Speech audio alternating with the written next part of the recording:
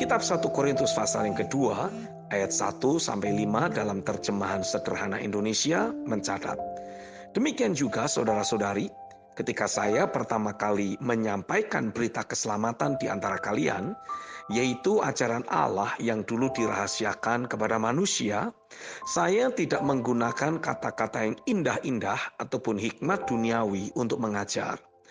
Karena pada waktu itu, saya sudah mengambil keputusan bahwa selama bersama dengan kalian, saya akan melupakan semua ajaran lain, kecuali Kristus Yesus dan kematiannya di kayu salib.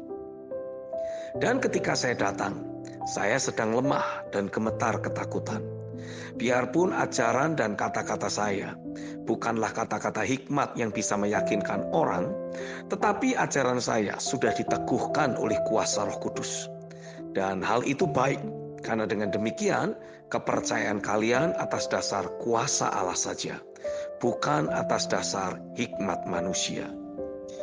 Saat Paulus menjalankan tugas dan panggilannya, tantangan yang Paulus hadapi terbilang cukup berat.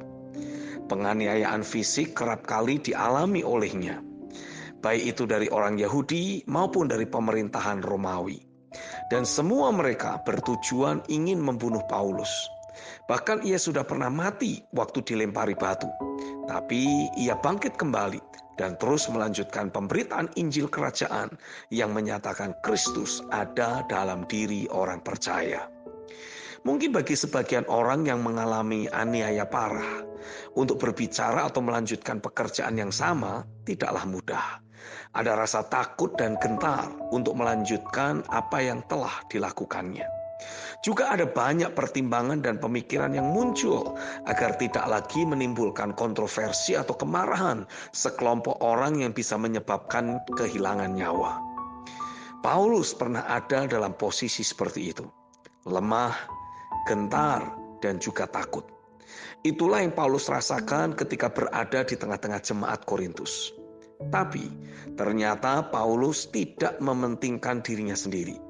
Ia mengambil sikap tegas untuk tidak mengedit atau mengubah dasar keyakinan firman yang sering ia sampaikan. Dan ia tidak memakai pengajaran lain, yaitu pengajaran Yudaisme, yang sebenarnya bisa membuatnya aman. Melainkan Paulus menyingkirkan berbagai opsi pilihan lainnya dan tetap berfokus menyampaikan Kristus dan salib di tengah jemaat Korintus. Keputusan Paulus melakukan hal itu sangatlah tepat. Itulah yang membuat perkataannya jadi sangat berkuasa. Ada dimensi ilahi yang membackup setiap pernyataan Paulus yang langsung mematahkan setiap siasat orang dan merobohkan setiap kubu yang dibangun oleh keangkuhan manusia untuk menentang pengenalan akan Allah, serta menawan segala pikiran dan menaklukkannya kepada Kristus. 2 Korintus 10 ayat 3-6. Dari perenungan ini saya belajar sesuatu. Ketika kita sedang lemah, merasa tidak berdaya, atau bahkan sedang merasakan berbagai perasaan negatif akibat situasi ataupun keadaan, maka yang kita perlukan adalah terus berfokus kepada panggilan yang Tuhan tetapkan.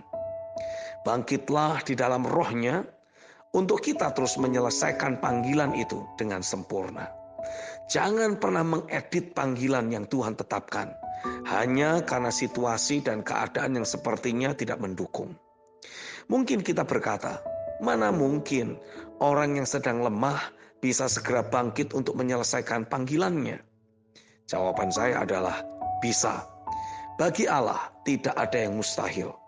Saat kita mengambil keputusan untuk berfokus dan melanjutkan pekerjaan panggilan kita, maka pada saat itulah kekuatan dari Roh Kudus akan berkuasa atas diri kita dan memberikan anugerahnya untuk membuat kita bangkit lebih kuat, mengalirkan kehidupan dan pikiran Kristus yang ada dalam diri kita.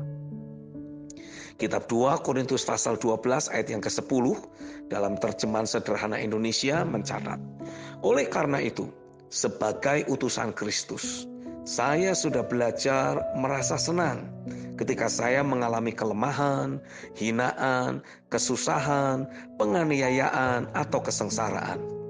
Karena justru waktu saya lemah, saat itulah saya benar-benar mendapat kekuatan.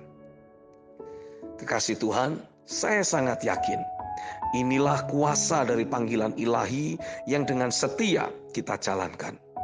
Kita akan menjadi generasi yang tidak bisa dihentikan untuk menyatakan Kristus di atas muka bumi ini. Fakta negatif tidak bisa menghentikan, dan situasi serta keadaan juga tidak akan sanggup menghentikan kita. Kita akan selesaikan panggilan ilahi ini sampai tuntas. Bagian kita adalah terus berfokus untuk hidup dalam panggilan yang Tuhan tetapkan. Selebihnya adalah merupakan bagian Tuhan sendiri. Amin.